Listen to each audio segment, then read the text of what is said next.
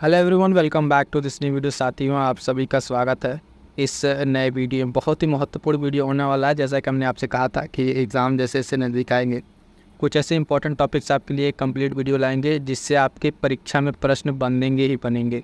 तो यही एक टॉपिक है आज का। जो टॉपिक हमारा गवर्नर जनरल वायसराय, इसमें आप देखेंगे ये इस वीडियो से आपको कंप्लीट परीक्षा में प्रीलिम्स में 1 से 2 प्रश्न तो देखने को मिल ही जाएंगे। बाकी अन्य भी जो कोई भी एग्ज़ाम अगर आप दे रहे हैं तो वहाँ पे यहाँ से प्रश्न आप देखेंगे बनेंगे ही बनेंगे। मोस्ट इंपॉर्टेंट टॉपिक्स है और इसमें क्या क्या चीज़ें रहेंगी। तो जितने गवर्नर जनरल हैं, पहले तो यहाँ दिखा दें। गवर्नर जनरल में वारेन हेस्टिंग्स से लेकर लॉर्ड माउंटबेटन तक, मतलब जितने आपने नाम सुन रखा है, इन सब का एक ऐसा short notes to the point, मतलब आप ऐसे कहें नेम वाइज आप कह लीजिए।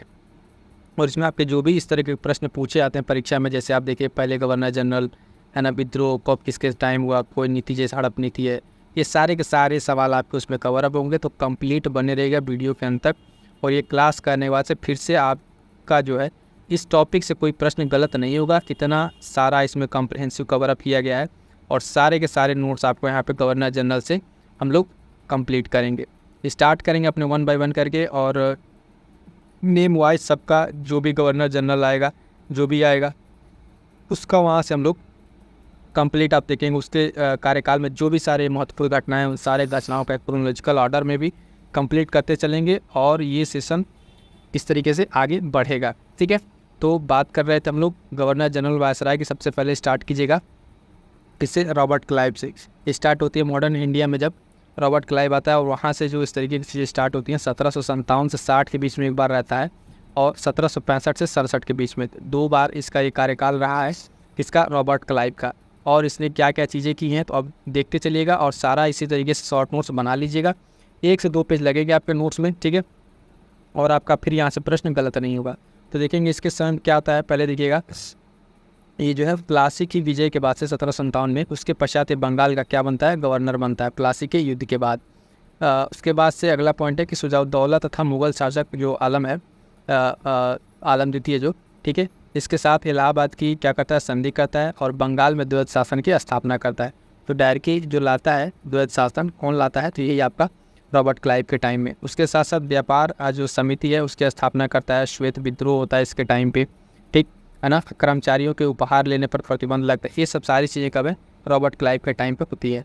1-2 छोटे छोटे जो नाम हैं उनको आपको याद रखना है। ये अक्सर छूट जाता है कई बार, लेकिन महत्वपूर्ण रहता है। जैसे हालवेल, ठीक है, 1760। इसका क्या है? यह क्लाइव के बंगाल का जो उसका स्थापना होता है उस टाइम ये क्या था? गवर्नर था। इसी ने ब्लैक होल की घटना का वर्णन किया था। कौन? हालवेल, ठीक है, तो ये नाम याद रखेंगे। उसके बाद से वेंसीटार्ट का नाम कहाँ आता है? तो ये 1760 से 65 के बीच में, ये क्या है? बक्सर के युद्ध के समय जो वेंसीटार्ट ही बंगाल का गवर्नर था। तो इसका नाम याद रखेंगे। कब इंपॉर्टेंट क्यों है? कि ध्यान दीजिएगा कि जब बक्सर का युद्ध होता है, ठीक है, बक्सर का युद्ध, उस टाइम ये वेंसीटार्ट जो है बंगाल का गवर्नर था। तो ये याद रखिएगा 1760 से 65। उसके बाद से अगला है वेरेलस्ट जो है, ये क्या है? द्वैध शासन के समय बंगाल का गवर्नर था। यानी जब डायरेक्टली लगती है तो उस टाइम कौन था? ठीक है, 1767 से 69 तक। अगला है कार्टियर कौन है? तो इसके बारे में जानिए। ये जो है बंगाल में द्वैध शासन जारी रहता है 69 से 72 तक। और इसमें इसके टाइम बंगाल में जब प्रथम अकाल जो है पड़ती 1770 के टाइम पे। तो कार्टियर, ये भी नाम याद रखिएगा। उसके बाद सब हम आएंगे जो बड़े बड़े नाम आप देखने को मिलते हैं, वारेन हेस्टिंग, लॉर्ड कॉर्नवालिस, इस तरीके से जो सारे नाम आएंगे, ठीक है, 1 बाय 1 करके उन सबका एक क्रोनोलॉजिकल ऑर्डर में किसके टाइम पे क्या क्या चीज़ें हुई हैं सब 1 बाय 1 करके देखेंगे। तो देखिएगा, वारेन हेस्टिंग पहला नाम है। वारेन हेस्टिंग 1772 से 1785 तक, ठीक है। तो इन लोगों का जो है आप डेट भी याद रखेंगे तो आपके लिए बेहतर रहेगा किस डेट टेन्योर में ये आएँ और इसके बाद से इन्होंने क्या क्या काम किए वो सारा हमको ध्यान रखना है। बंगाल का ये जो है अंतिम गवर्नर तथा प्रथम गवर्नर जनरल बना। इंपॉर्टेंट क्या है? पहला पॉइंट इंपॉर्टेंट है कि बंगाल का जो अंतिम गवर्नर कौन था? तो वारेन हेस्टिंग था। और उसके बाद से प्रथम गवर्नर जनरल जो पोस्ट बनकर आई वो कौन बना? तो वारेन हेस्टिंग ही बना। न्यायिक सेवा का इसको जनक माना जाता है। अब यही सारे पॉइंट्स आपको कीवर्ड के तौर पे मिलान में कई बार पूछ लिए जाते हैं कि कौन सा चीज़ें किसके समय पे हुई, तो वो सारे पॉइंट्स आपको इसमें देखने को मिलेंगे और सारे एग्जाम्स के सारे पॉइंट्स आपको यहाँ पे कवर अप देखते हुए मिलेंगे। तो न्यायिक सेवा का जनक इसको माना जाता है। उसके साथ साथ 1772 में प्रत्येक जिले में एक फौजदारी व एक दीवानी अदालत स्थापित करता है। 1773 का रेगुलेटिंग एक्ट इसी के टाइम पे आता है, इंपॉर्टेंट रहता है। 1774 में पिट्स इंडिया एक्ट आता है। उसके बाद से 1774 में ही कलकत्ता में उच्चतम न्यायालय की स्थापना होती है। ठीक है, ये प्रश्न उच्चतम न्यायालय वाले इस तरीके से पूछता है किस रेगुलेटिंग एक्ट के अंतर्गत इसकी स्थापना होती है, तो 1773 का जो रेगुलेटिंग एक्ट है उसके अंतर्गत इसकी स्थापना होती है। हमें क्या ध्यान देना है यहाँ पे कि ये सारे जो काम हो रहे हैं किसके अंडर में हो रहे हैं, तो वॉरेन हेस्टिंग के टाइम पे सारे काम हो रहे हैं। आगे बढ़िएगा, देखिएगा नेक्स्ट पॉइंट, इसी के टाइम में अभी क्या क्या है। मुगल सम्राट को मिलने वाली जो पेंशन है 26 लाख रुपए उसको बंद कर दी, जो मिलता था मुगल सम्राट को पेंशन उसको बंद कर दिया। रोहिल्ला युद्ध होता है, द्वितीय आंग्ल मैसूर युद्ध होता है 1780 से 84, ये भी इंपॉर्टेंट रहेगा। एक अलग सम आपकी क्लास बनी है जिसमें आप देखेंगे जितने आंग्ल युद्ध हैं, आंग्ल आप देखेंगे मैसूर, आंग्ल मराठा, आंग्ल अफगान, है ना, इस तरीके से जितने युद्ध हैं उन सारे युद्धों के एक में कंप्लीट कर दिया गया है। उस क्लास को आप जरूर देख लीजिएगा। और इस तरीके से कोई और भी अगर टॉपिक आपको लगता है जिससे प्रश्न आपके नज़रिए से लगता है कि ये होना चाहिए, उसको कमेंट करके जरूर बताइएगा। कोशिश करके जल्द से जल्द उस पर क्लास लेके आया जाएगा। ठीक, तो बता रहे थे हम आपको, रोहिल्ला हो गया, द्वितीय आंग्ल मैसूर, सब किसके टाइम, वॉरेन हेस्टिंग के टाइम। अगला है 1772 में बंगाल में द्वैत शासन की समाप्ति करता है। ये क्या करता है, द्वैत शासन की समाप्ति। प्रथम आंग्ल मराठा युद्ध भी इसी के समय होता है 1775 से 85 के बीच वाला। और मोस्ट इंपॉर्टेंट 1782 में जो सालबाई की संधि होती है वो भी इसी के टाइम पे होती है। बहुत ही महत्वपूर्ण संधि है, कितनी बार ये संधि पूछी जा चुकी है। 1782 की जो सालबाई की संधि है वो ध्यान रखिएगा। अगला पॉइंट जो महत्वपूर्ण है, 1784 में सर विलियम जोन्स के द्वारा एशियाटिक सोसाइटी ऑफ बंगाल की स्थापना। ये भी बहुत महत्वपूर्ण पॉइंट है, अलग से पूछा जाता है कि एशियाटिक सोसाइटी ऑफ बंगाल की स्थापना किसके द्वारा होती है, तो विलियम जोन्स के द्वारा होती है। लेकिन उस समय आपसे पूछे गवर्नर जनरल कौन था, तो आपका वॉरेन हेस्टिंग ही गवर्नर जनरल था। तो इसलिए सारे पॉइंट्स आपके लिए क्या है, महत्वपूर्ण रहेंगे। आगे बढ़िएगा, एक और इसमें पॉइंट है कि हेस्टिंग पर जो है इंग्लैंड में महाभियोग लगाया गया था। तो हेस्टिंग पर क्या किया गया था, एक ऐसा गवर्नर जनरल था जिस पर क्या किया गया था, इंग्लैंड में महाभियोग चलाया गया था। ठीक है, तो ये सारे पॉइंट्स अगर आप देखें, अब कोई भी एग्जाम्स आप उठा के देखिए, अगर वॉरेन हेस्टिंग्स आपको प्रश्न देखने को मिला है तो इतने सारे पॉइंट्स में आपके सारे के सारे पॉइंट्स कवर अप मिलेंगे। ठीक है, चाहे आपको किसी तरीके से मैच करने वाला हो, डायरेक्टली इनडायरेक्टली प्रश्न आपको यहीं से मिलेंगे। तो ध्यान दीजिएगा साथी, मैं बार बार कह रहा हूँ, जितना आपको यहाँ से और टेलीग्राम से आपको चीज़ें बताई जा रही हैं उतना आप करते रहेंगे तो आपके लिए बहुत ही महत्वपूर्ण रहेगा, आपके लिए प्रीलिम से बहुत हेल्प करेगा।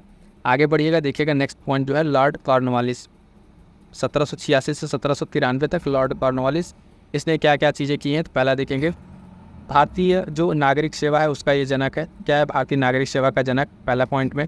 कॉर्नवालिस कोड का निर्माण करता है। तृतीय आंग्ल मैसूर होता है, कौन सा, तृतीय आंग्ल मैसूर। ठीक है, अभी उधर पहला हुआ था दूसरा, उसके बाद यहाँ देखेंगे कौन सा, तृतीय आंग्ल 1790 से 92 के बीच में तृतीय आंग्ल मैसूर तथा श्रीरंगपट्टनम की संधि। ठीक है, टीपू सुल्तान के टाइम पे इसके साथ मैसूर से संधि होती है। 3 संधि है, MAS से मैंने आपको याद कराया था। ठीक है, MMS से याद कराया था, क्या क्या, मद्रास, मैंगलोर और श्रीरंगपट्टनम, 3 संधियाँ हैं, बहुत ही महत्वपूर्ण संधि है उस टाइम की, वो आपको ध्यान रखना है। फिलहाल यहाँ पे देखेंगे ये किसके टाइम का है, तो लॉर्ड कॉर्नवालिस के समय का ये संधि और ये युद्ध है। सामान्य प्रशासन और राजस्व प्रशासन को पृथक करता है ये। जिला प्रशासन का समस्त अधिकार जो कलेक्टर प्रदान कर दिया जाता है। और कंपनी के कर्मचारियों को निजी व्यापार पर रोक लगा दी जाती है। क्या कर दिया, कंपनी के व्यापारियों को निजी व्यापार पर रोक लगा दिए थे। ये सारा का सारा किसके टाइम पर हो रहा है, तो लॉर्ड कॉर्नवालिस के समय पर हो रहा है। कलकत्ता, मुर्शिदाबाद, ढाका तथा पटना में 4 भ्रमणकालीन अदालतों की स्थापना होती है। उसके साथ साथ अस्थायी बंदोबस्त लागू किया, मोस्ट इंपॉर्टेंट ये ध्यान रखिएगा, लॉर्ड कॉर्नवालिस के समय का अस्थायी बंदोबस्त का लागू करना। इसके अंतर्गत अगर हम बात करेंगे साथी, तो भू राजस्व जो है 90% कंपनी को तथा 10% जमींदारों को प्रदान किया जाता था। ठीक है, तो अस्थायी बंदोबस्त किसके समय पर लागू किया गया, तो आप देखेंगे लॉर्ड कॉर्नवालिस के समय पर इसको लागू किया गया। आगे बढ़ेंगे, देखेंगे अगला जो नाम आता है वो है आपका सर जॉन सोर का। ठीक है, ये इसने क्या किया, 1793 से 98 तक ये रहा। इसके कार्यकाल में आप देखेंगे देशी राज्यों के प्रति अहस्तक्षेप की नीति अपनाई गई। ठीक है ना, अहस्तक्षेप की नीति अपनाई गई। तटस्थता वाली नीति किसके समय में अपनाई जाती है, तो जॉन सोर के समय में। जमींदारों को जो है भूमि का वास्तविक स्वामी माना गया इसके टाइम पे। ठीक है, फिर आगे बढ़ेंगे, अगला मोस्ट इंपॉर्टेंट फिर से आता है कौन, लॉर्ड वेलेजली। ठीक है, लॉर्ड वेलेजली देखेंगे 1798 से 1805 तक आपका ये रहेगा लॉर्ड वेलेजली। और इसके समय पे कौन कौन सी युद्ध है, क्या क्या चीज़ें होंगी, सारा का सारा बहुत महत्वपूर्ण रहेगा। 1 बाय 1 करके देखिएगा। चौथा आंग्ल मैसूर युद्ध, ठीक है, 1799 के इसी टाइम होता है। और इसी टाइम क्या होता है, टीपू मारा जाता है। तंजौर, ठीक है, 1799। सूरत 1800 और कर्नाटक, ठीक है, 1801 में क्या करता है, प्रशासन अपने हाथ में ले लेता है। तो इतने टाइम क्या करता है, ये तो 99 का युद्ध लड़ता है। उसके साथ है तंजौर को सूरत को और कर्नाटक को क्या करता है, अपने उसको वहाँ का प्रशासन क्या करता है, अपने अधीनस्थ कर लेता है, लॉर्ड वेलेस्ली। आगे बढ़िएगा अगला पॉइंट, यहाँ पे द्वितीय आंग्ल मराठा युद्ध भी होता है 1803 से 5 तक, ठीक है, द्वितीय आंग्ल मराठा युद्ध।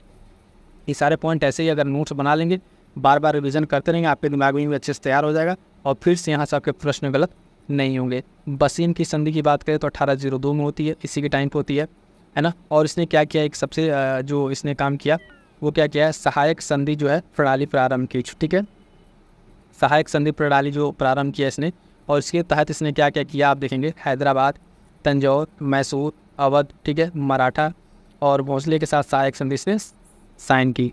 कलकत्ता में फोर्ट विलियम कॉलेज की स्थापना इसी के टाइम पे होती है, कलकत्ता में फोर्ट विलियम कॉलेज की स्थापना भी इसी के टाइम पे होती है। तो ये सारे के सारे महत्वपूर्ण पॉइंट आपको देखने को मिलेंगे किससे संबंधित है, तो लॉर्ड वेलेस्ली से। क्लियर है। अब यहाँ से आपको जो भी पॉइंट्स होंगे, अगर इतना आपको तैयार है तो लॉर्ड वेलेस्ली से कोई प्रश्न आता है तो आपका गलत नहीं होगा। आगे बढ़िएगा, देखिएगा अगला पॉइंट, सर जॉर्ज बार्लो, ठीक है, इसके संबंध 1805 से 7 के टाइम रहा। इसके टाइम पे ये इंपॉर्टेंट है, ये वेल्लोर में जो सिपाही विद्रोह होता है 1806 का, ये एक महत्वपूर्ण है इसमें। और अहस्तक्षेप की इन्होंने भी इसने भी जो क्या है नीति अपनाई और तथा मराठों के प्रति शांतिपूर्ण जो है नीति अपनाई। मोस्ट इंपॉर्टेंट इसका नाम इसलिए जाना जाता है, जॉर्ज बार्लो का जो है ये 1806 का सिपाही विद्रोह जो है इसी की वजह से इसका नाम जाना जाता है। आगे बढ़िएगा, देखिएगा अगला नाम आ रहा है लॉर्ड मिंटो प्रथम, ठीक है, कौन है, लॉर्ड मिंटो प्रथम 1807 से 13 तक है। इसने क्या क्या किया, तो रणजीत सिंह जो है, रणजीत सिंह तथा अंग्रेजों के मध्य क्या करते हैं, अमृतसर की संधि होती है 1809 में, और फारस के शाह के साथ संधि करता है। ये सिर्फ 2 पॉइंट इसके नाम से आगे अगर याद रखेंगे लॉर्ड मिंटो के टाइम पे तो आपका काम यहाँ से चल जाएगा और ये बहुत ही महत्वपूर्ण रहेगा। आगे बढ़ेंगे, देखेंगे लॉर्ड हेस्टिंग्स, ठीक है, लॉर्ड हेस्टिंग्स के बारे में क्या है, तो 1813 से 23 तक है लॉर्ड हेस्टिंग्स। ये लगभग आप देखेंगे 10 साल का कार्यकाल इसका है। इसमें क्या है, तो आप देखिएगा इसमें आंग्ल नेपाल युद्ध, ठीक है, 1814 और 16 के बीच में होता है, ठीक। उसके बाद सुगौली की संधि थी, मोस्ट इंपॉर्टेंट लगा लीजिएगा, 1816 की सुगौली की संधि। तृतीय आंग्ल मराठा युद्ध होता है, ठीक, 1817-18 के करीब में, और मराठा परिसंघ का जो है कंपनी के साम्राज्य में विलय कर लिया जाता है। सिंधिया के साथ संधि करता है 1817 में। तो ये सारे के सारे पॉइंट्स क्या हैं आपके लिए महत्वपूर्ण, ध्यान दीजिएगा। बम्बई प्रेसिडेंसी की स्थापना होती है, क्या होती है, बम्बई प्रेसिडेंसी की स्थापना होती है 1818 में लॉर्ड हेस्टिंग के टाइम। और बंगाल टेनेंसी जो एक्ट है वो लागू होता है 1822, और पिंडारियों का दमन जो है इसी के कार्यकाल के समय लॉर्ड हेस्टिंग के टाइम पे ये चीज़ देखा जाता है। क्लियर है। तो आई होप सो कि कितने सारे जो पॉइंट्स हैं आपको क्लियर हो रहे होंगे, और इसके शॉर्ट नोट्स इसी तरीके से आप बना लीजिएगा, बहुत ही महत्वपूर्ण रहेंगे आपके लिए। लॉर्ड एम्सहर्ट क्या है, लॉर्ड जो है एम्सहर्ट के द्वारा क्या है 13 से जो 23 है 1823 से 28 के बीच में इसने कार्य किया है। और क्या किया है, बैरकपुर का सैन्य विद्रोह होता है 1824 के इसके टाइम। प्रथम आंग्ल बर्मा युद्ध होता है 1824-26 के बीच में, और अंग्रेजों द्वारा बर्मा के साथ है ना यांडबू की संधि जो है की जाती है 1826 में। तो ये संधि इंपॉर्टेंट रहेगी। जितने भी इतिहास के संधि हैं उसको भी अगर आप चाहें तो एक अलग से आप शॉर्ट नोट्स बना कर तैयार कर सकते हैं, क्योंकि ये ऐसे टॉपिक्स हैं जहाँ से आपको प्रश्न देखने को मिलते ही मिलते हैं। तो ये चीज़ का नाम आप लोग याद रखेंगे, लॉर्ड एम्सहर्ट का जो है बैरकपुर सैन्य विद्रोह 24 का, और प्रथम आंग्ल बर्मा युद्ध। ठीक, अगला जो नाम आ रहा है मोस्ट इंपॉर्टेंट नाम में से एक है, यहाँ से प्रश्न आपको देखने को मिलते ही मिलते हैं। लॉर्ड विलियम बेंटिंग 1828 से 1835 के बीच का है, और ये भी बहुत महत्वपूर्ण। इसके बीच में देखिए कौन कौन से ऐसे महत्वपूर्ण काम हुए हैं जो आपको हर अल्टरनेट एग्जाम में आपको देखने को मिलता है। पहला तो भारत का ये प्रथम जो है गवर्नर जनरल बनता है 1833 के आसपास में 28 से, ठीक है, प्रथम गवर्नर जनरल यही बनेगा लॉर्ड विलियम बेंटिंग। 1829 में सती प्रथा की समाप्ति, मोस्ट इंपॉर्टेंट लगा लीजिएगा, ये चीज़ कई बार एग्जाम से पूछा हुआ है, सती प्रथा का अंत लॉर्ड विलियम बेंटिंग। उसके साथ अगला पॉइंट है ठगी का अंत करता है 1830, क्या ठगी का अंत करता है 1830, और आगरा प्रेसिडेंसी का गठन करता है। आगे बढ़ेंगे तो इसके आगे और क्या पॉइंट है कि शिक्षा के माध्यम से आंग्ल प्राच्य विवाद जो स्टार्ट होता है वो इसके समय में स्टार्ट होता है। अंग्रेजी जो है भारतीय प्रशासन की भाषा बन जाती है 1835, जो लॉर्ड मैकाले वाला आता है सिस्टम, इसी के टाइम आएगा 1835 में। और अंग्रेजी शिक्षा पद्धति पर मैकाले रिपोर्ट लागू होती थी। लॉर्ड मैकाले वाली जो इंग्लिश वाली चीज़ें हैं वो यहाँ पर इसी के कार्यकाल में क्या होंगी, लागू होंगी। और आगे क्या है जो है मैसूर 1831 है ना, पूर्व कक्षा, और ये 1834 में इसका क्या होता है, विलय हो जाता है। इतने सारी पॉइंट जो है इसके बारे में अगर आप याद रखें लॉर्ड विलियम बेंटिंग से, तो आपके प्रश्न गलत नहीं होंगे, और जो भी अन्य प्रश्न हैं यहाँ से आपके कंप्लीट हो जाएंगे। 4-5 पॉइंट जो भी मोस्ट महत्वपूर्ण पॉइंट्स हैं आपको यहाँ पे देखने को मिलेंगे। आगे बढ़ेंगे, देखेंगे ये जो नाम है चार्ल्स मेटकाफ। चार्ल्स मेटकाफ 1835-36 एक साल के लिए इसने प्रेस से नियंत्रण हटवाया। उपाधि जो है समाचार पत्रों को मुक्तिदाता, ये नाम पूछा जाता है कितनी बार, तो समाचार पत्रों का मुक्तिदाता किसे कहा जाता है, तो चार्ल्स मेटकाफ को एक समाचार पत्रों का मुक्तिदाता कहा जाता है। इसने क्या किया था, प्रेस से जो है नियंत्रण को हटा दिया था। क्या किया था, इसको इसने हटवा दिया था। तो ये सारे पॉइंट चार्ल्स मेटकाफ के बारे में ध्यान रखिएगा। आगे बढ़ेंगे, देखेंगे नेक्स्ट पॉइंट किसके बारे में है ये। अब आगे हम लोग लॉर्ड ऑकलैंड के बारे में, ठीक है, लॉर्ड ऑकलैंड के बारे में देखेंगे। महत्वपूर्ण है, 1835 से 1842 के बीच में है ये। इसमें क्या क्या है तो देखेंगे, कंपनी जो है रणजीत सिंह तथा शाह शुजा के मध्य त्रिपक्षीय संधि करती है। क्या करती है, त्रिपक्षीय संधि करती है। और उसके बाद क्या करती है, प्रथम आंग्ल अफगान युद्ध, ठीक है। अभी देखिए कौन कौन से युद्ध आ चुके हैं, आंग्ल मैसूर आ गया है, ठीक है, आंग्ल मराठा हो गया, आंग्ल अफगान, आंग्ल बर्मा, आंग्ल नेपाल। तो इस तरीके जितने युद्ध हैं, इन सारे युद्धों को कंप्लीट करके एक क्लास आपको दे दी गई है, उस क्लास को जरूर आप देख डालिएगा। आगे बढ़ेंगे तो इसमें क्या पॉइंट है, वो शेर शाह सूरी के द्वारा जो मार्ग बना था उसका नाम बदलकर जीटी रोड रख दिया गया। क्या जीटी रोड रख दिया किसके कार्यकाल में, लॉर्ड ऑकलैंड के टाइम पे ही, ठीक है। अफगान युद्ध हो गया, शेर शाह सूरी मार्ग का नाम बदल के जीटी रोड रखा गया। अगला नाम है जो इसी क्रम में आगे बढ़ेंगे तो देखेंगे क्या नाम है, तो लॉर्ड एलनबरो, ठीक है, 1842 से 1844 तक इसका नाम ध्यान रखिएगा। इसमें क्या है तो देखेंगे सिंध का विलय होता है। क्या होता है, सिंध का विलय चार्ल्स नेपियर द्वारा 1843 में। और उसके बाद दास प्रथा का अंत, मोस्ट इंपॉर्टेंट लगाए गए पॉइंट, लॉर्ड एलनबरो दास प्रथा का अंत 1843 ईस्वी। कुशल अपरमणता की नीति अपनाई गई, कुशल अपरमणता की नीति अपनाई गई। ये दो मोस्ट इंपॉर्टेंट रहेगा लॉर्ड एलनबरो से संबंधी। आगे बढ़िएगा, देखिएगा लॉर्ड हार्डिंग प्रथम, लॉर्ड जो है हार्डिंग प्रथम के बारे में देखेंगे क्या क्या पॉइंट्स है। 44 से 48 तक है ये, 1800 के आसपास। प्रथम आंग्ल सिख युद्ध, ठीक है, प्रथम आंग्ल सिख युद्ध 1845 से 46 के बीच में। लाहौर की संधि होती है 1846 में, मोस्ट इंपॉर्टेंट लगा लीजिए इस पॉइंट को, ये पॉइंट बहुत ही महत्वपूर्ण रहेगा। लॉर्ड हार्डिंग प्रथम से लाहौर की संधि 1846। बालिका हत्या तथा नर बलि प्रथा पर प्रतिबंध, मोस्ट इंपॉर्टेंट ये पॉइंट ये भी है जो कई बार पूछा, बालिका हत्या और जो नर बलि प्रथा पर क्या कर दिया, प्रतिबंध लगा दिया किसने, लॉर्ड हार्डिंग प्रथम ने लगा दिया। क्लियर है यहाँ तक। अगला जो नाम है देखिएगा, मोस्ट इंपॉर्टेंट नाम फिर से आया एक, लॉर्ड डलहौजी 1848 से 56 के मध्य में है। और यहाँ पर तो प्रश्न बनेंगे, बहुत ही अलग अलग तरीके से बनते हैं। इन सारे पॉइंट्स को देखने की कोशिश करेंगे, बहुत सारे पॉइंट्स मिलेंगे आपको यहाँ पे। पहला है भारतीय नागरिक सेवा आयोग प्रतियोगिता जो परीक्षा का आरंभ किया इसने, किसने, लॉर्ड डलहौजी ने। प्रतियोगिता परीक्षा का आरंभ होना, पेगू जो है लोअर बर्मा का भारत में विलय करता है। उसके बाद से एक अपनाता है डॉक्ट्रिन ऑफ लैप्स, ठीक है, व्यक्तिगत का सिद्धांत, यानी हड़प वाली जो नीति इसने अपनाई और कितने सारे राज्यों को इसने विलय किया, वो बहुत महत्वपूर्ण है। तो देखेंगे इसमें, इसके अंतर्गत जो है ब्रिटिश साम्राज्य में मिलाए जाने वाले राज्यों का क्रम, ये क्रम पूछा जाता है। तो सबसे पहले सतारा, फिर जैतपुर, संबलपुर, बघाट, है ना, उदयपुर, झांसी और नागपुर। ईयर एक बार देख लीजिएगा। सतारा की अगर बात करें तो 1848 में, जैतपुर सी के आसपास है, और संबलपुर, जैतपुर जो है और संबलपुर एक साथ है 1849 में, बघाट 1850, उदयपुर 1852 और झांसी 53, नागपुर 54। ये क्या करता है, एग्जाम में आपसे प्रश्न पूछता है इनके क्रम को अरेंज करने के लिए किस क्रम में इसको अपनाया गया था। तो सतारा से याद रखिएगा, सतारा, जैतपुर, संबलपुर, नागपुर, इस तरीके से अपना शुरू से लेकर लास्ट तक क्रम आपको ध्यान में रखना है। आगे बढ़ेंगे, इसी में इसने क्या किया, कुशासन के आधार पर 1856 में क्या किया इसने, तो अवध का विलय कर लिया है। अवध का विलय किया कब, 1856 में क्या करता है और क्या आधार लगाता है, कुशासन, ठीक है, माल एडमिनिस्ट्रेशन का लगा के आरोप, इसने क्या किया, उसको विलय कर लिया। वुड डिस्पैच जो है 1854 का गठन इसी के टाइम पे होता है, लॉर्ड डलहौजी के टाइम पे। तो ये एक अन्य महत्वपूर्ण कार्य होता है। भारत में प्रथम रेल जो इस चलती है बम्बई से ठाणे के बीच चलाई गई, इसी के टाइम पे चलाई गई प्रथम रेल, कहाँ से कहाँ, बम्बई से ठाणे के बीच चलाई गई। भारत में जो है डाक एवं तार व्यवस्था की शुरुआत होती है, मोस्ट इंपॉर्टेंट पॉइंट। डाक टिकटों का प्रचलन होता है। लोक निर्माण विभाग की स्थापना होती है, किसकी, लोक निर्माण विभाग की स्थापना होती है। पेशवा के पेंशन की समाप्ति कर देता है 1853 में। और इसके साथ साथ एक इम्पॉर्टेंट काम ये करता है, गंगा नहर को खोल दिया जाता है 1854 में। तो आप यहाँ देखेंगे लॉर्ड डलहौजी कितना महत्वपूर्ण है, कितने सारे काम इस टाइम पे हुए हैं। और इन्हीं सारे कार्यों को जो है आपसे अलग अलग तरीके से पूछता रहता है, जिसमें आपको बताना रहता है कि किसके कार्यकाल के दौरान हुआ है। इसमें वो डिस्पैच भी ध्यान रखिएगा। और इसमें 3-4 पॉइंट रेल वाला, डाक वाला, ठीक है, डाक टिकट का प्रचलन, लोक निर्माण विभाग की स्थापना, ये सारे पॉइंट्स प्रश्न के रूप में आपसे पूछे जा चुके हैं और फिर भी पूछे जाएंगे, है ना, इतने महत्वपूर्ण है। इन सबको आपको क्या करना, अच्छे से तैयार कर लेना है। अगला नाम जो है लॉर्ड कैनिंग का। किसका? लॉर्ड कैनिंग 1856-57 के बीच में दिखेगा आपको। भारत का अंतिम गवर्नर जनरल, भारत का अंतिम गवर्नर जनरल तथा प्रथम वायसराय बनेगा। अब क्या हो गया, टाइटल आपका कहाँ से स्टार्ट हो गया, वायसराय आ गया। तो ये वायसराय आपका बनेगा लॉर्ड कैनिंग। 1856 में इसके टाइम पे देखेंगे जो विधवा पुनर्विवाह अधिनियम है वो लागू होती है 1856 का, और 57 में जो है 1857 की क्रांति देखने को मिलेगी, जो क्रांति है, ठीक है, जिसको भारत का पहला स्वतंत्रता संग्राम इससे भी कहा, तो बहुत सारे नाम दिए जाते हैं।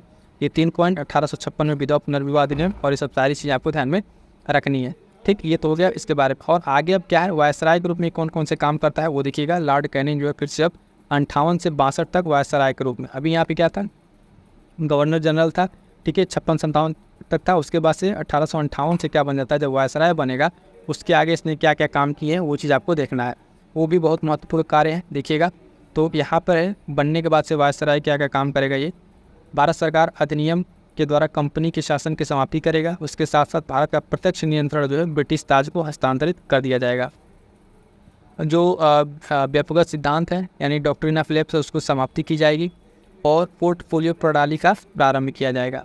भारतीय दंड संहिता 1858 एवं नागरिक दंड प्रक्रिया संहिता 1859, नागरिक विधि संहिता 1861 का निर्माण होता है। ध्यान रखिएगा वर्तमान में करंट अफेयर में ये सारी चीज़ें बदली जा चुकी हैं, ठीक है। भारतीय न्याय व्यवस्था और इस तरीके से 3 अलग अलग नाम में ये तीनों की तीनों आपको बदली जा चुकी हैं, ठीक है। तो ध्यान रखिएगा, ये उस टाइम का बस है, आपको ध्यान रखना है, करंट में चीज़ें बदल चुकी हैं। 1857 में कलकत्ता में और मद्रास बम्बई में विश्वविद्यालय की स्थापना होती है, और उसके साथ साथ एक उच्च न्यायालय की स्थापना होती है। कब?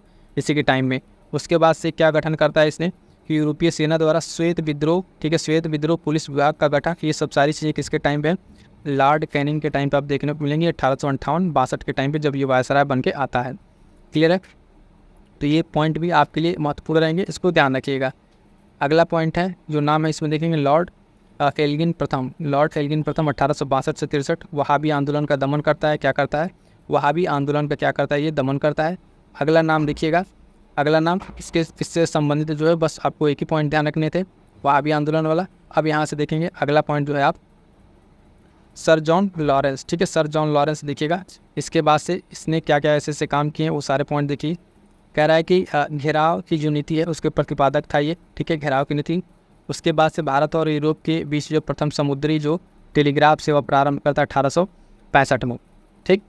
उड़ीसा, राजपूताना, बुंदेलखंड में जब अकाल आता है, ठीक, इसके साथ कैंपवेल के नेतृत्व में अकाल आयोग का गठन करता है। तो इसी के टाइम जो जॉन लॉरेंस है 64 से 68 के बीच में ये सब सारी चीज़ें होती है। अफगानिस्तान के प्रति जो हस्तक्षेप की नीति अपनाता है, और भूटान के युद्ध में इसको पराजित मिलती है, ठीक।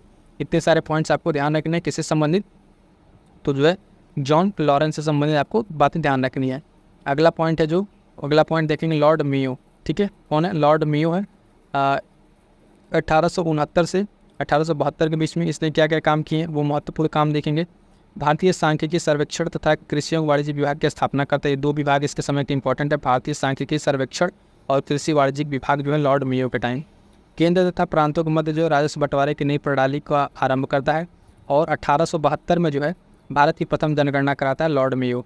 अजमेर में मेयो कॉलेज की स्थापना करता है। तो ये सारे पॉइंट्स से संबंधित बहुत ही महत्वपूर्ण है, खास करके सबसे ज़्यादा 1872 में जो प्रथम जनगणना होती है ये लॉर्ड मेयो के टाइम पे ही होती है। सांख्यिकी सर्वेक्षण विभाग की स्थापना, वाणिज्य विभाग की स्थापना, और जो है अजमेर में मेयो कॉलेज की स्थापना इसी के टाइम पे होती है, ठीक।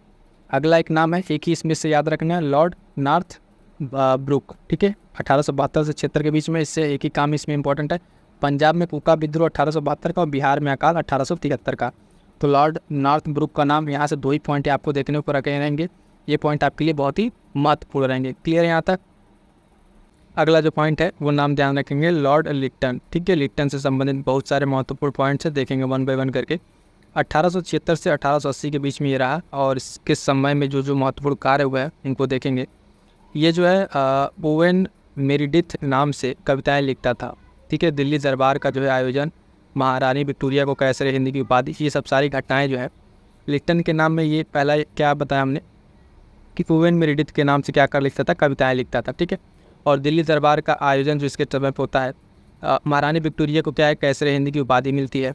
उसके बाद से अगला पॉइंट है कि क्या करता है, ये जो सिविल सेवा है, जो आप सिविल सेवा देख रहे हैं, इसमें आयु 21 वर्ष से घटाकर क्या कर दिया, 19 वर्ष कर दी। तो ये काम भी इसने किया। और जो 1-2 काम है कि उसके बाद से क्लियर जो है प्रेस एक्ट का निर्माण करता है 1878 में, और 78 से 76 में जो है दक्कन में अकाल पड़ता है। रिचर्ड स्ट्रेची आयोग है, अध्यक्षता में अकाल आयोग का गठन किया जाता है 1878 में। तो इसी के समय लॉर्ड लिटन के टाइम में ही जो है कौन सा आयोग आप देखेंगे, रिचर्ड स्ट्रेची आयोग पूछता है कि ये किससे संबंधित है।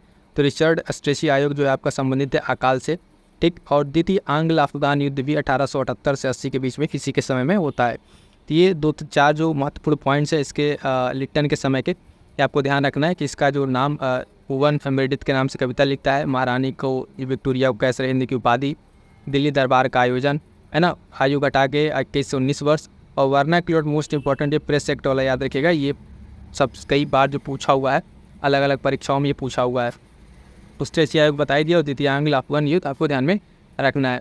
आगे बढ़ेंगे, देखेंगे अगला नाम जो है लॉर्ड रिपन का। किसका? Lord Ripon. ये भी बहुत महत्वपूर्ण है, 1880 से 84 के बीच इसका कार्यकाल रहा है, और इसने क्या क्या महत्वपूर्ण काम किए हैं देखेंगे। सबसे पहले तो वर्नाक्युलर जो प्रेस एक्ट है उसको समाप्त करता है 1882 ईस्वी में, ठीक। वर्नाक्युलर प्रेस एक्ट जो भी लिटन लेकर आएगा उसको क्या केस ने रिपन ने समाप्त किया। इल्बर्ट बिल का विवाद इसी के समय 1885 में इल्बर्ट बिल विवाद होता है। 1881 से नियमित जनगणना प्रारंभ होती है। प्रश्न पूछता है, ये ध्यान दीजिएगा, जो है पहली बार जनगणना जो है स्टार्ट होती है 1871 में, ठीक है। 71-72 था ना, ठीक है। तो उसमें 72 में प्रथम जनगणना स्टार्ट होती है, ठीक। उसके समय में लॉर्ड आप बताया अभी किसके मियो के समय में, ठीक। और यहाँ पे जो पॉइंट था उसमें कंफ्यूज नहीं होना है, क्या था इसके वाले में, इसने नियमित जनगणना प्रारंभ किया था। ये प्रश्न जब पूछता है स्टेटमेंट में, तो एक बार तो पेपर में ऐसे स्टेटमेंट था, दोनों स्टेटमेंट था, ठीक है। तो उसमें दोनों अपनी जगह पर सही था, एक बार प्रारंभ किया था, एक बार नियमित बताया था। तो ये दोनों ध्यान रखना। भारत में स्थानीय स्वशासन का जनक इसी कहा जाता है लॉर्ड रिपन को, ये मोस्ट इंपॉर्टेंट पॉइंट है। पंचायती राज व्यवस्था से जो आप पॉइंट्स पढ़ते हैं, बलवंत राय मेहता कमेटी वगैरह, तो उसमें जो है स्थानीय स्वशासन का जो है जनक जो इसी को माना गया लॉर्ड रिपन को, ठीक है। इसी के समय से ये सब चीज़ें स्टार्ट हुई हैं। उसके बाद से हंटर आयोग जो है शिक्षा के लिए गठित होता है इसी के टाइम 1882 में। हंटर आयोग देखेंगे, पूछता है सीधे सीधे हंटर आयोग किससे संबंधित है, तो ये शिक्षा से संबंधित है, और इसका गठन जो है लॉर्ड रिपन के टाइम पे किया जाता है। क्लियर? तो ये सारे पॉइंट्स आपको ध्यान रखने हैं ऐसे नाम वाइज वायसराय के।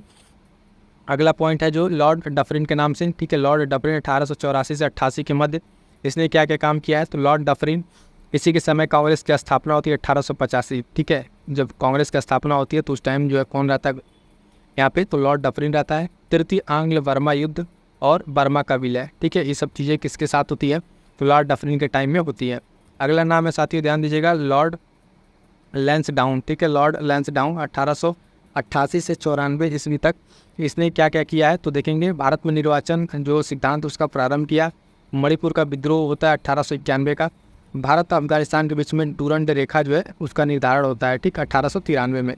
तो डूरंड रेखा जो है किसके टाइम पे स्टार्ट होती है, तो लॉर्ड लैंसडाउन के टाइम पे स्टार्ट होती है। सारे पॉइंट ध्यान रखेंगे। अगला नाम देखेंगे लॉर्ड एल्गिन द्वितीय। कौन? लॉर्ड एल्गिन द्वितीय इसका नाम। ये क्या है, 1894 से 1999 के बीच में ये रहा। 1894 से 1999, 1800 होगा, देखिएगा यहाँ पे गलत रहेगा, ये 1899 तक ही रहेगा, 1900 हो गया है, ठीक है। तो 1800 से 1894 से 99 तक, ठीक है। इसमें क्या है, मध्य प्रदेश, बिहार, उत्तर प्रदेश, पंजाब में अकाल पड़ता है, बम्बई में प्लेग फैलता है, और इसके साथ साथ जो है इसने क्या राहत के लिए, अकाल में राहत के लिए क्या करता है, लॉयल आयोग, ठीक है। लॉयल आयोग का गठन करता है। सीमांत प्रदेश में जो विद्रोह होती है, इंडियन एजुकेशन सोसाइटी का गठन होता है। तो इसमें बहुत ज़्यादा इंपॉर्टेंट नहीं है, एक दो पॉइंट जो आपको ध्यान रखना है, ये लॉयल आयोग और जो इंडियन एजुकेशन सोसाइटी, ये दो चीज़ों को आपको ध्यान में रखना है। अगला नाम बहुत ही महत्वपूर्ण, कर्जन, ठीक है। आगे हम लोग बहुत आगे तक 1899 से 1905, ठीक है। वहाँ पिछले वाले में थोड़ी सी मिस्टेक थी, 1900 नहीं था, 1800 तक बता ही दिया। लॉर्ड कर्जन, इसके टाइम पे क्या क्या काम होता है साथियों, तो ये ध्यान दीजिएगा, बहुत महत्वपूर्ण होंगे, बहुत सारे पॉइंट है। पहला तो बंगाल का विभाजन, स्वदेशी आंदोलन, ये दोनों के दोनों जो है इसी के समय स्टार्ट होते हैं लॉर्ड कर्जन के टाइम में। 1905 में बंगाल विभाजन, स्वदेशी आंदोलन। 1901 में सिंचाई आयोग, पुलिस आयोग जो फ्रेजर के नाम से पुलिस आयोग फ्रेजर वाला, विश्वविद्यालय आयोग है ना, सर टॉमस रैले वाला, कल ये भी एक पॉइंट में आया था तो बताया था, विश्वविद्यालय आयोग जो है टॉमस रैले का गठन कब हुआ था, तो 1902 में इसका गठन होता है, टॉमस रैले आयोग वाला, ठीक है। अकाल आयोग का मैक डॉल्स वाला ये गठन, ठीक है, 1900 में। प्राचीन स्मारक संरक्षण अधिनियम 1904, भारतीय पुरातत्व अधिनियम, कागज़ के नोटों का प्रचलन, और उसके साथ साथ एक महत्वपूर्ण पॉइंट क्या है, उत्तर पश्चिमी सीमा प्रांत जो है नए प्रांत का इधर गठन करता है। और उसके साथ साथ एक सबसे महत्वपूर्ण पॉइंट, लॉर्ड कर्जन को जो है भारत में सहकारिता का जनक कहा जाता है। भारत में जो है सहकारिता का जनक किससे कहा जाता है, तो लॉर्ड कर्जन को कहा जाता है। सारे पॉइंट्स आपको ध्यान रखना है, किससे, लॉर्ड कर्जन से संबंधित है, ध्यान रखिएगा। आगे बढ़ेंगे, अगला नाम है लॉर्ड मिंटो द्वितीय। ठीक है, लॉर्ड मिंटो द्वितीय 1905 से 1910 तक। 1906 में मुस्लिम लीग की स्थापना, 1907 में सूरत का जो अधिवेशन होता है, कांग्रेस अधिवेशन, उसमें कांग्रेस का विभाजन होता है। और उसके बाद से मार्ले मिंटो सुधार के द्वारा मुस्लिमों को पृथक निर्वाचक क्षेत्र। तो मिंटो जो द्वितीय है 1905 से 10 तक है। तो 1909 में जो आपका आता है मार्ले मिंटो सुधार, इसमें मुस्लिमों को एक पृथक निर्वाचन क्षेत्र दे दिया जाता है। तो यहीं से जो है आप देखेंगे कि कट्टरता की बीज बो दी जाती है मार्ले मिंटो सुधार के जरिए 1909 से, और जिसका परिणाम भयंकर रूप से देखा जाता है 1947 में आके एक अलग पार्टीशन के तौर पे देखा जाता है। तो मिंटो द्वितीय, ठीक है, ये मुस्लिम लीग का गठन 6 वाला, 7 में सूरत अधिवेशन, ये सारे पॉइंट्स आपको इसी में ध्यान रखने होंगे। आगे बढ़िएगा, देखेंगे अगला पॉइंट, लॉर्ड हार्डिंग द्वितीय, ये क्या क्या किया है, तो 1910 से 15 के बीच में रहा है। अब इस बीच में कौन कौन से हुए हैं, जो इवेंट्स हुए, घटनाएँ हुई हैं, तो ब्रिटिश सम्राट जो जॉर्ज पंचम थे, उनका भारत में आगमन होता है। लगभग 12 दिसंबर 1911 को दिल्ली दरबार का आयोजन होता है। और 1912 में भारत की राजधानी जो है दिल्ली बनती है। क्या बनती है, दिल्ली। तो भारत की राजधानी दिल्ली कब बनी, तो 1912 में इसको शिफ्ट करके दिल्ली बनाया गया। लॉर्ड हार्डिंग पर अब बम फेंका गया, ये भी कांड इसी टाइम पे हुआ। और उसके साथ और कौन पॉइंट है, मदन मोहन मालवीय द्वारा जो है हिंदू महासभा की स्थापना की जाती है 1915 में।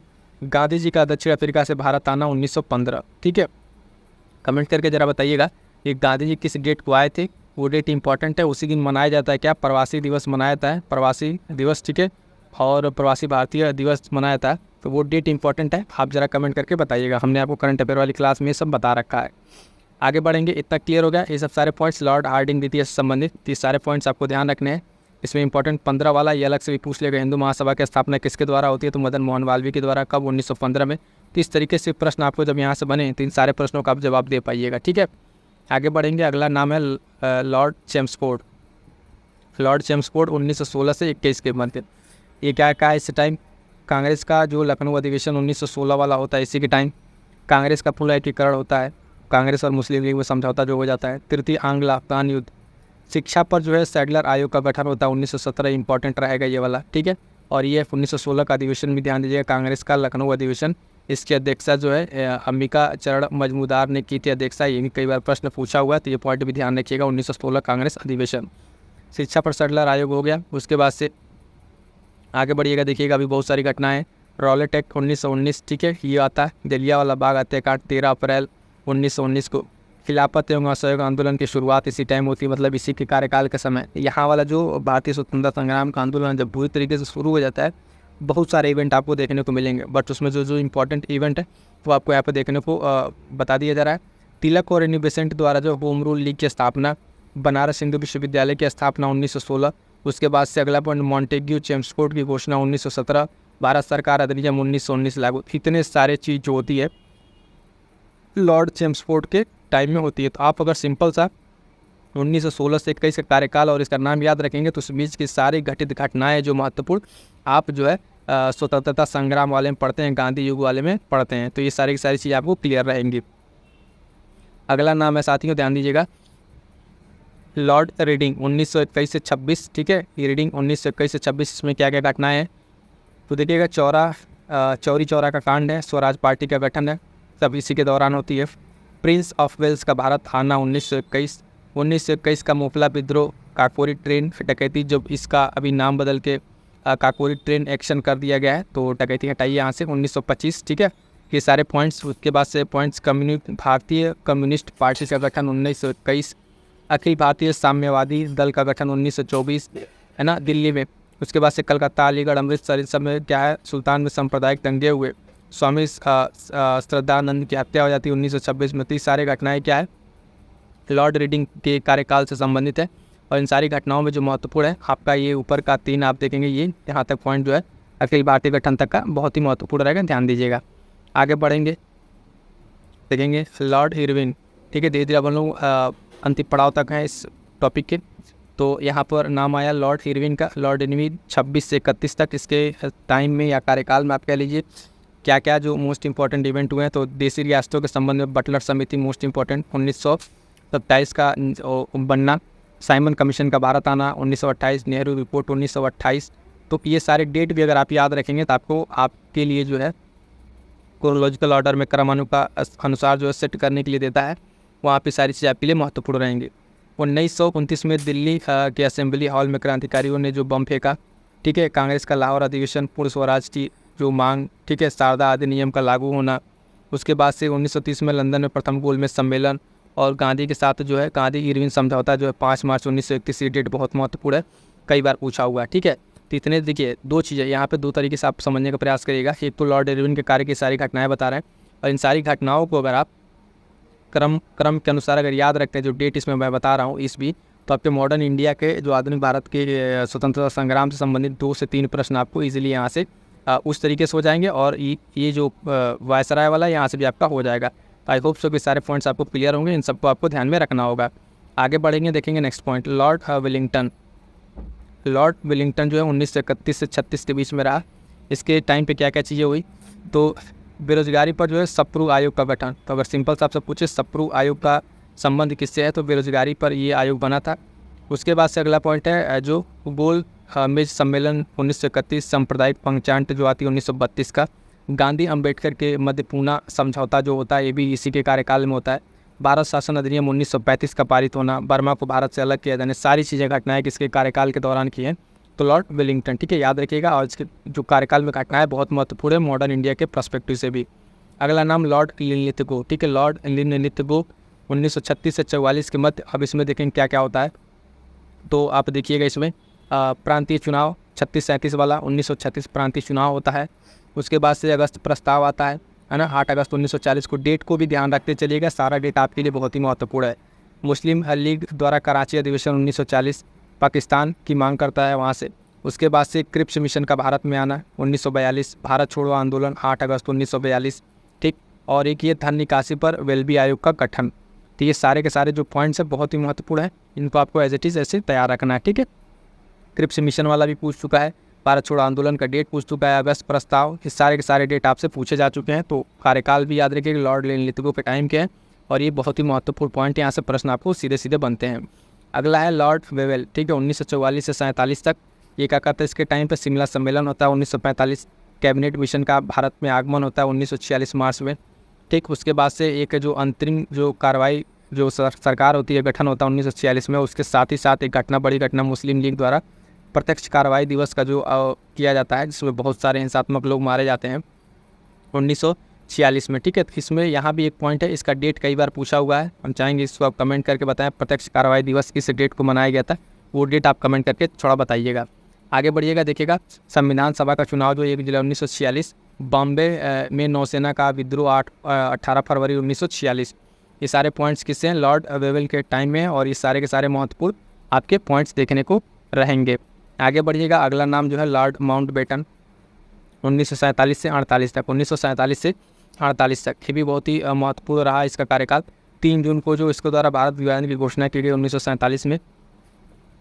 ब्रिटेन के प्रधानमंत्री इटली जो थे, उसने हाउस ऑफ कॉमन्स में भारत की स्वतंत्रता के विधेयक प्रस्तुत किया, और भारत को स्वतंत्रता प्राप्त कब हुई, 15 अगस्त 1947। लॉर्ड माउंटबेटन जो है स्वतंत्र भारत के प्रथम गवर्नर जनरल नियुक्त हुए थे, ठीक है। और लास्ट जो इसके बाद से आखिरी जो पॉइंट है आपका यहाँ का, चक्रवर्ती राजगोपालाचारी, श्री राजगोपालाचारी 48 से 50। इनका क्या है, स्वतंत्र भारत के प्रथम भारतीय व अंतिम भारतीय गवर्नर जनरल। ये इंपॉर्टेंट रहेगा, ये लास्ट भारतीय भारत की दृष्टि से प्रथम और अंतिम भारतीय गवर्नर जनरल के पद पे ये रहे श्री राजगोपालाचारी, ठीक है। तो इस तरीके से साथियों आप देखिएगा कंप्लीट जो हमने आपको ये पूरे के पूरे जो नाम अभी हमने आपको स्टार्टिंग में दिखाए थे, ये सारे के सारे नाम और इनसे संबंधित सारी घटनाओं को एक एक करके कर दिया। ये सारे के सारे पॉइंट्स आपको इसी में कवर अप हो गए थे, है ना। तो ये आप देख पा रहे हैं गवर्नर जनरल, और इससे सारे पॉइंट्स आपके कंप्लीट हो गए। बहुत ही महत्वपूर्ण सेशन रहा। जिन्होंने भी कंप्लीट कर लिया है वो उनको बता दें कि पीडीएफ के लिए आप, ठीक है, पीडीएफ के लिए आप टेलीग्राम ज्वाइन कर लीजिएगा। टेलीग्राम चैनल जो है जीएस सक्सेस मंत्रा के नाम से है, और वहाँ पे आपके लिए बहुत सारी क्लासेस चलाई जा रही हैं, ठीक है। जो वहाँ से आप जुड़ के फ्री प्रैक्टिस भी कर सकते हैं, और जो पेड बैचेज है उससे जुड़िए और अपनी तैयारी को और मजबूत कीजिए। आपका जो भी डाउट्स है कमेंट कर दीजिएगा। मिलते हैं किस नेक्स्ट वीडियो में, तब तक के लिए थैंक यू सो मच।